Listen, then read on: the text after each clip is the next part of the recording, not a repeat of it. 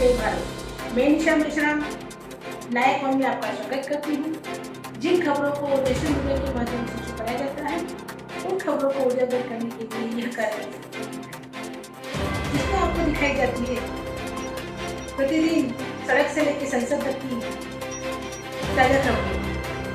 आइए देखते हैं आज की ताजा खबर। कि आपको जो सुविधा चाहिए, जो फैसिलिटी चाहिए मांगिए, हम देने के लिए तैयार है। मगर स्तर वाले लोगों ने जवाब दिया, we don't want to ruled by you. तुम सुविधा देना चाहते हो, हम तुमसे शासित ही नहीं होना चाहते। ये उदाहरण देकर बाबा साहब अम्बेडकर ने कांग्रेस को कहा कि हम अफसर वालों की तरह जवाब नहीं दे रहे हैं। हम कह रहे हैं कि हमको सुविधा, कॉन्स्टिट्यूशनल सुविधा अगर मिलती है तो हम संविधान निर्माण करने की प्रक्रिया में साथ सहयोग करने के लिए तैयार है। अंग्रेज कहते हैं कि ट्रांसफर ऑफ पावर संविधान निर्माण करेंगे मिलजुल कर तो ट्रांसफर ऑफ पावर होगा। बाबा साहब कहते हैं कि हम कांग्रेस को संविधान निर्माण करने में सहयोग करने के लिए तैयार नहीं है। अगर ट्रांसफर ऑफ पावर होता है तो नेहरू प्रधानमंत्री होते हैं, इसलिए नेहरू को परेशानी हुई कि ट्रांसफर ऑफ पावर नहीं होगा तो मेरे प्रधानमंत्री पद का क्या होगा। इसलिए वो गांधी जी के पास जाते हैं और कहते हैं, गांधी जी कि डॉक्टर अंबेडकर ने ऐसा कहकर ये जो ट्रांसफर ऑफ पावर का मामला है इसमें फट्टा अड़ा दिया है, क्या किया जाए। गांधी जी नेहरू को कहते हैं कि नेहरू जी अंबेडकर के साथ समझौता मत करना, क्योंकि अंबेडकर के साथ समझौता करने का मैं भुगतभोगी हूं, मरते मरते बचा। अंबेडकर के साथ समझौता करना आसान मामला नहीं है, इसलिए समझौता मत करना। समझौते में तुमको निचोड़ लेगा, तो तुम्हारे बस की बात नहीं है। मैं खुद मरते मरते बच गया मुश्किल से। तो नेहरू ने पूछा भी क्या किया जाए।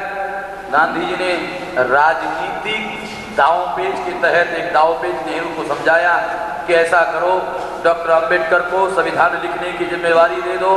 अगर डॉक्टर अंबेडकर संविधान लिखने का काम करेंगे तो उनको जो सेफगार्ड चाहिए वो सेफगार्ड वो खुद ही लिख लेंगे, समझौता करने की जरूरत नहीं है, जो चाहिए वो लिख लेंगे। और जब तक वो लिखकर संविधान पास हो जाएगा तो संविधान पास होने के बाद संविधान अमल करने का मामला आएगा तो नेहरू जी तुम प्रधानमंत्री रहोगे, फिर देख लेना कितना अमल करना कितना ना अमल करना। नेहरू जी ने राजनीतिक हंसी हंसते हुए गांधी जी की तरफ देखा कि साला बुढ़ो में अभी भी दम है, बुढ़ो की जो दिमाग है अभी भी चलता है। तो इस तरह से बाबा साहब अम्बेडकर को ड्राफ्टिंग कमेटी का चेयरमैन बनाने का निर्णय इसलिए नहीं हुआ कि बाबा साहब अम्बेडकर संविधान के विधि के विशेषज्ञ थे, पंडित थे, महापंडित थे, इसलिए बाबा साहब अम्बेडकर को संविधान लिखने की जिम्मेवारी नहीं दी गई थी। ऐसा सोचने वाले लोग भोले शंकर लोग हैं। इतिहास भोले शंकर लोगों के हिसाब से न बनता है न चलता है, भावनाओं के आधार पर इतिहास न बनता है न चलता है। इतिहास बहुत कठोर होता है, इतिहास रक्त रंजित भी होता है, इतिहास बहुत अजीब किस्म की बात है। इसलिए ये बात मैं आपको बता रहा हूं कि बाबा साहब अम्बेडकर को ड्राफ्टिंग कमेटी का चेयरमैन बनाने का निर्णय पॉलिटिकल डिसीजन था, पॉलिटिकल एडजस्टमेंट था। बाबा साहब अम्बेडकर महापंडित थे, इसलिए उनको संविधान लिखने की जिम्मेवारी नहीं लगाई। अगर लिखाई होती तो कांग्रेस ने ये घोषित नहीं किया होता कि डॉक्टर अंबेडकर के लिए संविधान सभा के दरवाजे ही नहीं खिड़कियां भी बंद है, ये नहीं कहा। इतना ही नहीं, बाबा साहब अम्बेडकर जब बॉम्बे में चुनाव लड़ने के लिए खड़े हुए तो 7वीं पास आदमी बाबा साहब अम्बेडकर के विरोध में खड़ा रखा गया और उनको चुनाव में हराया गया। 7वीं पास आदमी को जिताया कांग्रेस ने। अगर बाबा साहब अम्बेडकर के पंडिताई की इतनी ही उनको कद्र होती तो 7वीं पास आदमी को बाबा साहब अम्बेडकर के विरोध में कांग्रेस ने चुनाव नहीं लड़वाया होता। कांग्रेस जेबी कृपलानी के विरोध में कैंडिडेट खड़ा नहीं करते थे, आचार्य नंददेव के विरोध में कैंडिडेट खड़ा नहीं करते थे, कांग्रेस अच्युत पटवर्धन के खिलाफ कैंडिडेट खड़ा नहीं करते थे, ये उनके विरोधी थे। कांग्रेस के विरोध में चुनाव लड़ते थे, फिर भी कैंडिडेट खड़ा नहीं करते थे, मगर बाबा साहब अम्बेडकर के विरोध में 7वीं पास आदमी चुनकर लाया गया कांग्रेस ने। अगर ये सच होता कि बाबा साहब अम्बेडकर महापंडित है और इस वजह से उनको संविधान लिखने की जिम्मेवारी लगाई होती, तो ये जो उदाहरण मैं आपको बता रहा हूं, ये उदाहरण इस बात के सबूत है कि ऐसा नहीं। बाबा साहब अम्बेडकर को बंगाल के उन लोगों ने, खुलना और जसोर के लोगों ने, और एक जिला है, कौन सा जिला तीसरा, ओडिशा, ये बंगाल का आदमी नहीं आया, ये बंगाल की कहानी है। बंगाल के लोगों ने बाबा साहब अम्बेडकर को संविधान सभा में चुनकर भेजा। खुलना, जसोर और बोरीशाल, ये जो खुलना, जसोर और बोरीशाल है, जहां के लोगों ने बाबा साहब अम्बेडकर को संविधान सभा में चुनकर भेजा, गांधी, नेहरू और डॉक्टर राजेंद्र प्रसाद में ये जिले पाकिस्तान को दे दिए। बाबा साहब अम्बेडकर महापंडित थे, इसलिए उनको संविधान सभा की जिम्मेवारी दी गई। अगर ये सच होता तो जिन एरिया के लोगों ने बाबा साहब अम्बेडकर को चुनकर दिया था, वो एरिया पाकिस्तान को नहीं दिया गया होता। सबूत तो पाकिस्तान को दिया गया। इतिहास है, नक्शा देख लेना, पढ़ लेना। हमारे लोग पढ़ते कम हैं, जो पढ़ते हैं उनको समझ में कम आता है, जिनको समझ में आता है वो बताते ही नहीं है।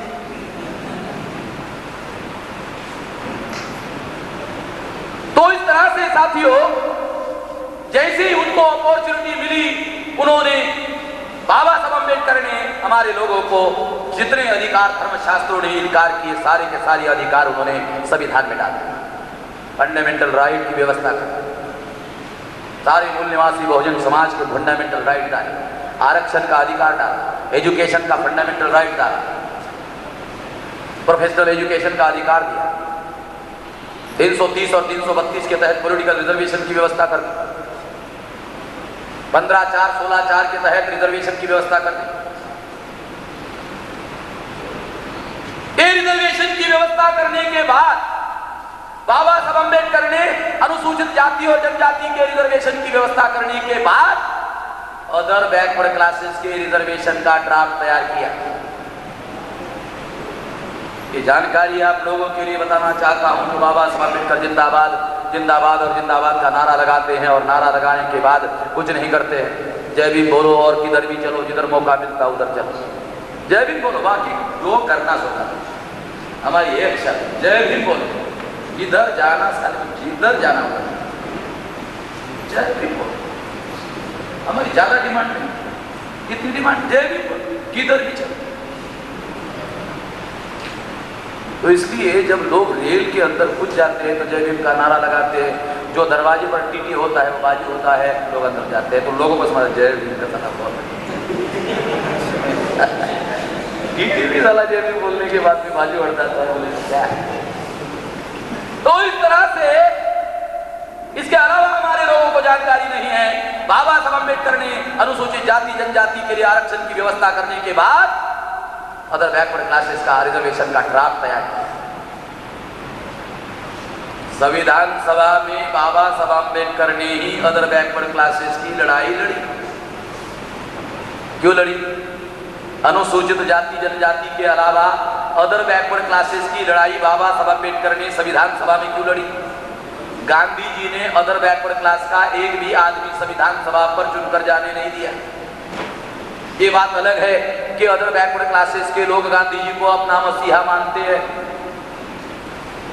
मगर गांधी जी ने एक भी आदमी बैकवर्ड क्लास का संविधान सभा में चुनकर जाने नहीं दिया। अगर कोई बैकवर्ड क्लास का आदमी मुझे बता दे कि गांधी जी ने संविधान सभा पर बैकवर्ड क्लास के आदमी चुनकर भेजे, एक भी आदमी बता दे। गांधी जी जिंदा थे और संविधान सभा का चुनाव हुआ, और गांधी जी जिंदा होने के बावजूद भी एक भी बैकवर्ड क्लास का आदमी संविधान सभा पर चुनकर जाने नहीं दिया।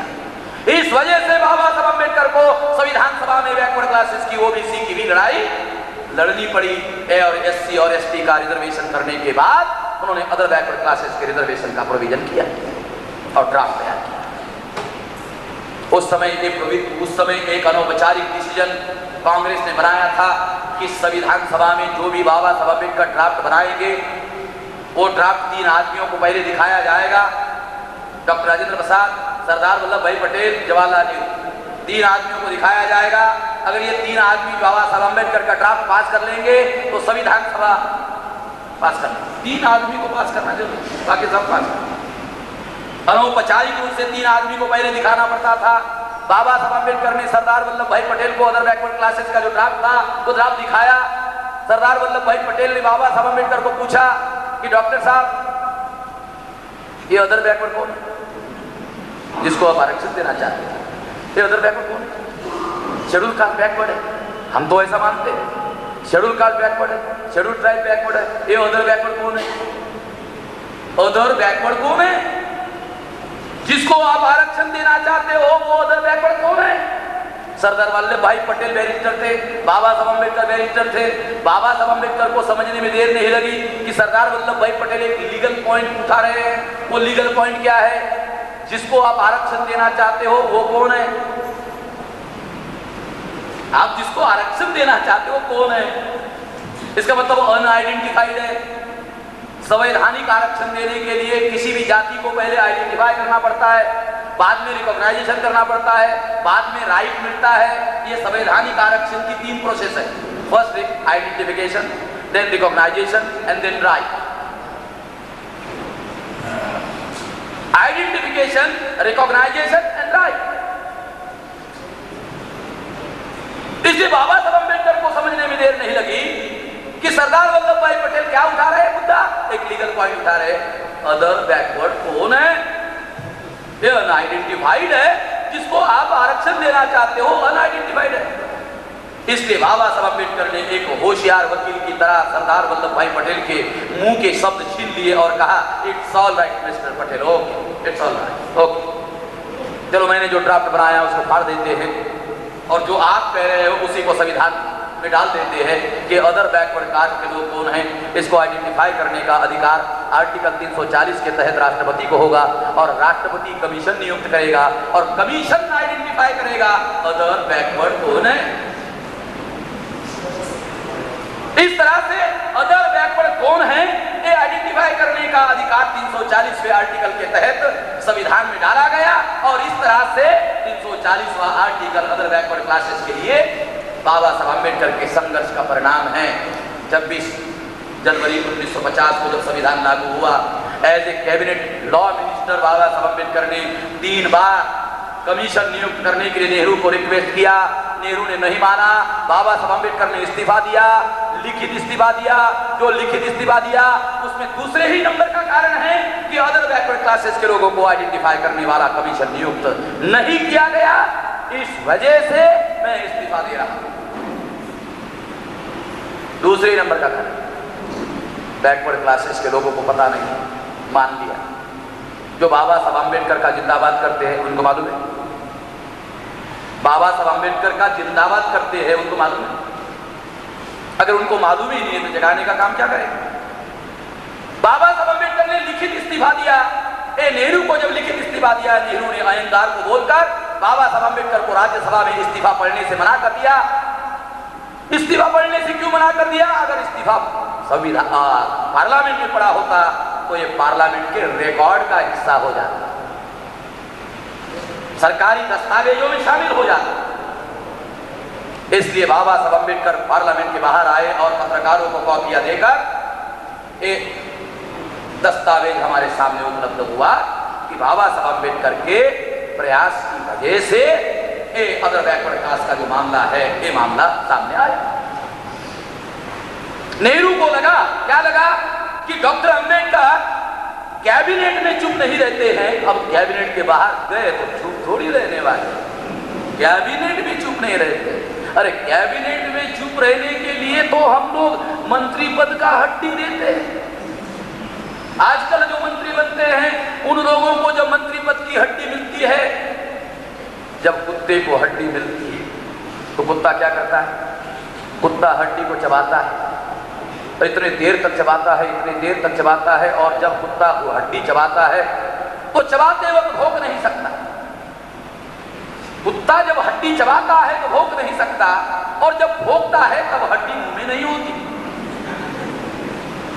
इसलिए जो हमारा दुश्मन है कुत्ते को चुप करने के लिए हड्डी उसके मुंह में डाल देते हैं। कुत्ता हड्डी को चबाते रहता है, हड्डी में मांस नहीं होता, हड्डी होती है। और जब हड्डी को चबाता है तो हड्डी मुंह को इधर उधर लगती है, जब हड्डी इधर उधर लगती है तो मुंह का खून निकलता है। कुत्ते को लगता है कि हड्डी में कुछ है, खून साला उसी का होता है। हड्डी में कुछ नहीं होता, खून कुत्ते का ही होता है, यानी अपना ही खून वो चूसता है और मजा लेते रहता है। ये उदाहरण केवल मैं इसलिए आपको दे रहा हूं कि बाबा साहब अम्बेडकर के बारे में नेहरू ने सोचा कि ये मंत्री पद पर रहते हुए चुप नहीं रहे, ये बाहर रहकर कैसे चुप रहेंगे। ऐसा सोचा ही था कि खबर अखबार में छपकर आई कि आर्यन चंदापुरी द्वारा पटना में बैकवर्ड क्लासेस की विशाल रैली आयोजित हुई है और डॉक्टर अम्बेडकर मुख्य वक्ता के तौर पर जा रहे हैं। नेहरू को परेशानी हुई कि उत्तर भारत का बैकवर्ड क्लास अगर कांग्रेस से कट जाए तो कांग्रेस का उत्तर भारत में दिवाला निकल जाएगा। दिल्ली से एक आदमी आर्यन चंदापुरी के पास उन्होंने भेजा। आर्यन चंदापुरी को उन्होंने कहा कि आपको नेहरू जी ने दिल्ली बुलाया है। तो उन्होंने कहा रैली होने के बाद आऊंगा। तो साथ में कहा रैली काहे के लिए कर रहे हो, बड़ा बनने के लिए कर रहे हो ना। तो नेहरू जी तो आपको रैली किए बगैर ही बड़ा बनाना चाहते हैं, काहे के लिए रैली कर रहे हो। आर्यन चंदापुरी को डाउट हो गया, उसने कहा नहीं रैली होगी, वो दिल्ली में नहीं आऊंगा। रैली लेने का उसने निर्णय किया। बाबा साहब अम्बेडकर वहां गए, नेहरू को समस्या हुई। नेहरू ने रैली फेल करने के लिए जगजीवन राम की जिम्मेवारी लगाई। जगजीवन राम ने भोला पासवान शास्त्री एक चीफ मिनिस्टर ऑफ बिहार की जिम्मेवारी लगाई। उस समय भोला पासवान शास्त्री नौजवान थे, उन्होंने नौजवानों को इकट्ठा किया, बाबा साहब अम्बेडकर पर पत्थरे फिकवाए। भाषण होने के पहले ही बाबा साहब अम्बेडकर को रैली छोड़कर चले जाना पड़ा। 1974 आते आते भोला पासवान शास्त्री बूढ़ा हो गए। बाबा साहब अम्बेडकर के जन्मदिन का कार्यक्रम पटना में आयोजित हुआ। भोला पासवान शास्त्री को वक्ता के तौर पर बुलाया गया। भोला पासवान शास्त्री ने रोते हुए कहा कि हमारा मसीहा जब पटना में आया तो मैं वो व्यक्ति हूं जिन्होंने बाबा साहब अम्बेडकर पत्थरे फेंकने का काम किया, और हमने पत्थरे फेंकने का काम हमारे मसीहा पर क्यों किया, क्योंकि बाबूजी ने हमको ऐसा करने के लिए कहा। हम नौजवान थे, बाबूजी हमारे नेता थे, जगजीवन राम हमारे नेता थे, उनके कहने पर हमने बाबा साहब अम्बेडकर जो हमारे मसीहा थे उनके ऊपर पत्थरे फेंकने का काम हमने किया। अब मैं बूढ़ा हो गया हूं, अब ज्यादा दिन जीने वाला नहीं हूं, मरने के पहले ये बोझ मैं लेकर मरना नहीं चाहता हूं, इसलिए ये बता रहा हूं।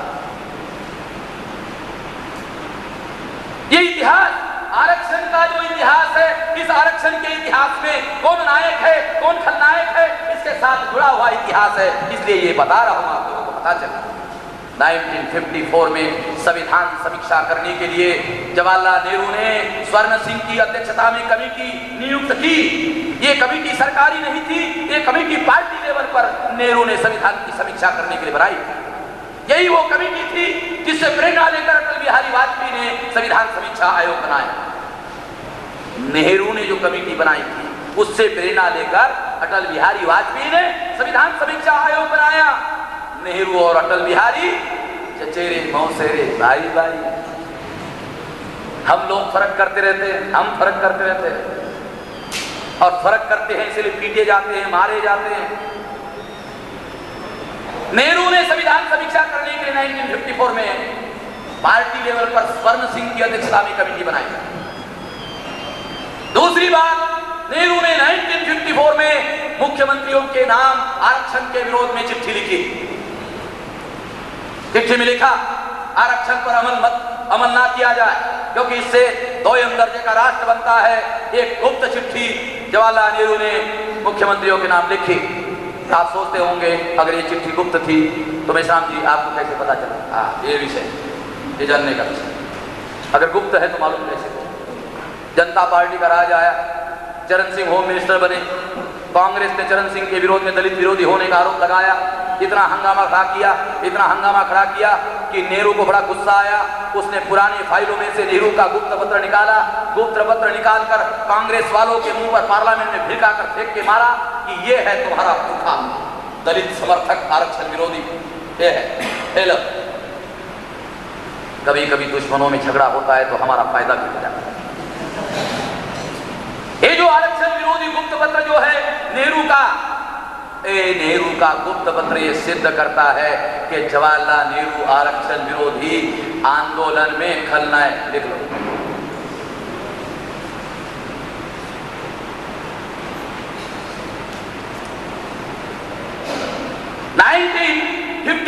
बाबा साहब अम्बेडकर ने जो उधर रैलियां करने का कार्यक्रम शुरू किया तो नेहरू को लगा कि बार बार रैलियों को विफल नहीं किया जा सकता। डॉक्टर अम्बेडकर के इस अभियान की अगर हवा निकालना है तो बैकवर्ड क्लास को आइडेंटिफाई करने वाला कमीशन नियुक्त करना होगा। बाबा साहब अम्बेडकर के दबाव की वजह से अदर बैकवर्ड क्लासेस के लोगों को आइडेंटिफाई करने वाला कमीशन नियुक्त हुआ। बाबा साहब अम्बेडकर के अभियान की वजह से बैकवर्ड क्लास को आइडेंटिफाई करने वाला कमीशन नियुक्त हुआ। मगर नेहरू ने एक चालाकी की। नेहरू ने पूना के ब्राह्मण को उसका चेयरमैन बनाया। बाबा साहब अम्बेडकर हमेशा कहते थे कि देश का ब्राह्मण बदमाश होता है मगर सबसे ज्यादा बदमाश ब्राह्मण पूना का होता है। उस पूना के ब्राह्मण को चुनकर जवाहरलाल नेहरू भी उस्ताद ब्राह्मण उसने चुनकर पूना के ब्राह्मण को उस कमीशन का चेयरमैन बनाया। काका साहब कालेलकर उसका नाम है। काका साहब कालेलकर जन्म से पूना का ब्राह्मण था और कर्म से गांधीवादी था, यानी डबल बदमाश था। डबल बदमाश था। इस डबल बदमाश आदमी को इस कमीशन का चेयरमैन बनाया। जो बैकवर्ड क्लासेस के दूसरे 2-3 मेंबर थे उन्होंने काम किया। 2218 जातियां अदर बैकवर्ड क्लासेस के तौर पर आइडेंटिफाई हुई और अदर बैकवर्ड क्लासेस के लिए अनुसूचित जाति और जनजाति की तरह इनको भी आरक्षण दिया जाए, ऐसा रिकमेंडेशन किया गया और इस रिकमेंडेशन पर काका साहब कालेलकर ने साइन की। साइन करने के बाद ये कमीशन का अहवाल जब डॉक्टर राजेंद्र प्रसाद राष्ट्रपति को दिया गया, राष्ट्रपति को जब अहवाल मिला, राष्ट्रपति डॉक्टर राजेंद्र प्रसाद ने एक गुप्त लेटर जवाहरलाल नेहरू को लिखा। कालेलकर कमीशन के विरोध में गुप्त पत्र डॉक्टर राजेंद्र प्रसाद ने लिखा। वो पत्र मिलते ही, डॉक्टर राजेंद्र प्रसाद का पत्र मिलते ही जवाहरलाल नेहरू ने कालेलकर को पार्लियामेंट के सेंट्रल हॉल में बुलाया, बहुत काटा। 31 पेज का लेटर कालेलकर कमीशन के विरोध में लिखवाया और लेटर मिलने के बाद जवाहरलाल नेहरू ने पार्लियामेंट में घोषित किया कि जिस कमीशन का चेयरमैन कमीशन के रिकमेंडेशन से सहमत ना हो उस पर हम पार्लियामेंट में बहस नहीं करना चाहते। जवाहरलाल नेहरू ने 52% लोगों के भविष्य के बारे में जो कमीशन रिपोर्ट दे रहा था उस पर चर्चा भी नहीं होने दी। एक्शन समर्थन में करने की बात तो दूर रही, चर्चा भी नहीं होने दी जवाहरलाल नेहरू ने। और जो गुप्त पत्र डॉक्टर राजेंद्र प्रसाद ने लिखा वो गुप्त पत्र उनके प्राइवेट सेक्रेटरी वाल्मीकि चौधरी ने जो उनके सिलेक्टेड लेटर पब्लिश किए, उस सिलेक्टेड लेटर्स के जो वैल्यूज है उसमें आपको पढ़ने को मिलेगा। और इस तरह से पार्लियामेंट में जवाहरलाल नेहरू ने एक घोषित कर दिया। हम इस पर चर्चा नहीं। जवाहरलाल नेहरू को हम आधुनिक भारत का निर्माता, महान समाजवादी, महान प्रगतिशील, धर्मनिरपेक्षता झंडा बरदार, बच्चों का चाचा, बहुत सारी बातें करते हैं। ये बात, ये इतिहास हमारे सामने और इस तरह से अदर बैकवर्ड क्लासेस का ये जो अहवाल है डस्टबिन में फेंक दिया। 1977 में इंदिरा गांधी ने चुनाव घोषित किया। सारे अपोजिशन के लोगों को इमरजेंसी में जेल में डाला था। अपोजिशन के नेता डरे हुए थे। 77 में इंदिरा गांधी ने इलेक्शन डिक्लेयर किया। इलेक्शन डिक्लेयर करते ही सारे अपोजिशन के नेताओं को छोड़ दिया। सारे अपोजिशन के नेता डरे हुए थे। इकट्ठा आकर जनता पार्टी बनाई। जनता पार्टी बनाकर इलेक्शन मैनिफेस्टो निकाला। इलेक्शन मैनिफेस्टो में लिखा, क्या लिखा कि अगर हम चुनकर आ गए तो कालेलकर कमीशन लागू करेंगे। उन्होंने सोचा नहीं था कि चुनकर आएंगे। चुनकर आ गए, जनता पार्टी को मेजोरिटी मिल गई। बैकवर्ड क्लासेस के मेंबर पार्लियामेंट चुनकर आ गए। उन्होंने एक डेलीगेशन लेकर मोरारजी को मिले। मोरारजी को कहा ये इलेक्शन मैनिफेस्टो है, कालेलकर कमीशन का रिपोर्ट लागू करने की बात यहाँ लिखी हुई है, लागू करो। मोरारजी गांधीवादी आदमी था और जो गांधीवादी होता है वो तो सारा बदमाश होता ही होता है, होना ही चाहिए। गांधीवादी होना, बदमाश होना ही जरूरी है। डबल स्पीड गांधीवाद का एक खास कैरेक्टर है, डबल स्पीड।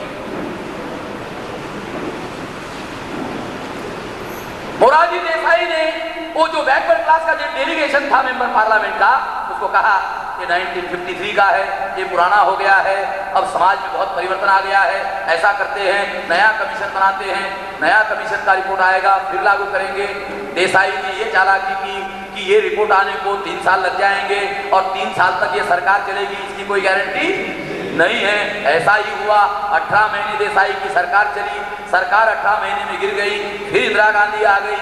इंदिरा गांधी आने के बाद मंडल कमीशन का रिपोर्ट इंदिरा गांधी को मंडल ने सबमिट किया और सबमिट करने के बाद इंदिरा गांधी ने घोषित किया, क्या घोषित किया कि मंडल कमीशन का अहवाल पार्लियामेंट के टेबल पर नहीं रखा जाएगा। क्या घोषित किया कि कमीशन का रिपोर्ट पार्लियामेंट के टेबल पर नहीं रखा जाएगा। क्यों नहीं रखा जाएगा? क्योंकि इंदिरा गांधी जवाहरलाल नेहरू की जायज पुत्री थी, उसके बाप ने पार्लियामेंट के टेबल पर नहीं रखा तो बेटी क्यों रखेगी? उस समय तक नेहरू के समय में, इंदिरा के समय में एक परिवर्तन हो गया था। बैकवर्ड क्लास के 8% प्रतिनिधि संसद में चुनकर जाने लगे थे। ये 8% लोगों ने हंगामा किया, शेड्यूल कास्ट के मेंबर पार्लियामेंट ने उनका साथ दिया। परिणाम क्या हुआ? परिणाम इंदिरा गांधी को डर लगा, उत्तर भारत का बैकवर्ड क्लासेस का वर्ग अगर उनके अंदर अगर सामाजिक ध्रुवीकरण हो गया, शेड्यूल कास्ट और बैकवर्ड क्लास में अगर सामाजिक ध्रुवीकरण हुआ तो जो बैकवर्ड क्लास हजारों साल से ब्राह्मणवाद का बोझा ढो रहा है वो आजाद हो जाएगा और ब्राह्मणवाद मुंह के बल गिर जाएगा। ये खतरनाक है। इसलिए इंदिरा गांधी ने आरएसएस के साथ गुप्त सौदा किया और सौदा करने के बाद 82 में गुजरात में रिजर्वेशन विरोधी आंदोलन शुरू कर दिया। क्योंकि रिजर्वेशन बैकवर्ड क्लास का अहवाल, गुजरात का मुख्यमंत्री बैकवर्ड क्लास था माधव सिंह सोलंकी, उसने लागू किया। उसके विरोध में रिजर्वेशन विरोधी आंदोलन इंदिरा गांधी के कहने पर आरएसएस के साथ मिलकर आंदोलन शुरू कर दिया। ये आंदोलन कांग्रेस और बीजेपी और आरएसएस के लोगों ने मिलकर चलाया। कैसे पता चला? ये जो रिजर्वेशन विरोधी आंदोलन चला, बहुत नुकसान हुआ। हाई कोर्ट का जस्टिस दवे कमीशन का रिपोर्ट बना। जस्टिस दवे कमीशन ने बताया कि बीजेपी और कांग्रेस के लोगों ने मिलजुल कर यह आंदोलन चलाया। सिद्ध हुआ कांग्रेस और बीजेपी के लोगों ने मिलजुल कर एससी और बीसी के अंदर जो आरक्षण के नाम पर ध्रुवीकरण निर्माण होने का खतरा पैदा हो गया, उसको काउंटर करने के लिए गुप्त रूप से ब्राह्मण इकट्ठा हो गए। जब यह आंदोलन सफल नहीं हो पाया, यह आंदोलन पीछे लेना पड़ा। गुजरात में आंदोलन क्यों शुरू कर दिया? कि गुजरात में शेड्यूल कास्ट 7% है, सारे देश में 15% है, मगर गुजरात में 7% है, इसलिए ये कमजोर स्टेट है, यहाँ ये ध्रुवीकरण ज्यादा सफल नहीं होगा, इसलिए यहाँ शुरू किया गया था। फिर भी फेल हो गया।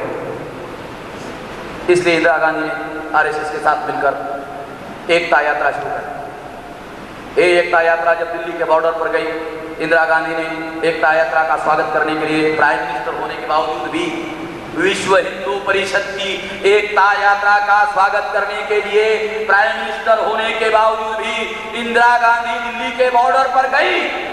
सबूत है इस बात का, सिद्ध करता है कि ये गुप्त समझौता उनका आपस में हुआ इस ध्रुवीकरण को काउंटर करने के लिए। 84 में जनरल इलेक्शन होने वाला था। इंदिरा गांधी के सामने जनरल इलेक्शन चुनाव जीतने का संकट खड़ा हो गया कि जनरल इलेक्शन कैसे जीता जाए। इंदिरा गांधी ने पंजाब के सिख आतंकवादी आंदोलन को बढ़ने दिया। सिखों के राजनीति को काबू करने के लिए साधारण गुरुद्वारे का पुजारी भिंद्रानवाले को उठाकर स्वर्ण मंदिर में लाने का काम कांग्रेस ने किया जैल सिंह के माध्यम से, ताकि सिखों के राजनीति पर काबू किया जाए। भिंद्रानवालों को बढ़ाया सिखों पर काबू करने के लिए। जब भिंद्रानवाले बढ़ गया, इतना बढ़ गया कि भिंद्रानवाले को एक गुमान हो गया कि पंजाब तो मेरे ही हिसाब से चलता है, किसी के हिसाब से नहीं चलता। तब भिंद्रानवाले ने इंदिरा गांधी की बात मानना बंद कर दिया। जब इंदिरा गांधी की बात मानना बंद कर दिया तो इंदिरा गांधी ने सोचा कि भिंद्रानवाले का और सिखों का मामला चुनाव जीतने के लिए इस्तेमाल किया जा सकता है। इंदिरा गांधी ने इस मामले को चुनाव जीतने के लिए, ये जो अनुसूचित जाति और अदर बैकवर्ड क्लासेस का ध्रुवीकरण फेल करने के लिए और धार्मिक ध्रुवीकरण निर्माण करने के लिए सामाजिक ध्रुवीकरण को खत्म करना होगा, धार्मिक ध्रुवीकरण को निर्माण करना होगा। अगर धार्मिक ध्रुवीकरण हुआ तो ये चुनाव जीतना आसान होगा। इस बात को ध्यान में रखकर इंदिरा गांधी ने ऑपरेशन ब्लू स्टार की योजना बनवाई। 25 जून 84 को इंदिरा गांधी ने ऑपरेशन ब्लू स्टार की योजना बनवाई। ऑपरेशन ब्लू स्टार की योजना कार्यान्वित करने के लिए इंदिरा गांधी ने general Sinha deputy commander in chief उसको मिलिट्री का जनरल बनाने की बजाय इंदिरा गांधी ने अरुण कुमार वैद्या junior commanding officer Arun Kumar वैद्या को, जो सिन्हा से जूनियर था, उसको मिलिट्री का कमांडर इन चीफ बनाया। अरुण कुमार वैद्या पूना का ब्राह्मण था। सिन्हा बिहार का कायस्थ शूद्र होता है। इसलिए इंदिरा गांधी को डाउट हुआ कि जो ऑपरेशन ब्लू स्टार की कार्रवाई करनी है, अगर जनरल सिन्हा ने साथ नहीं दिया तो ये कार्रवाई करना संभव नहीं।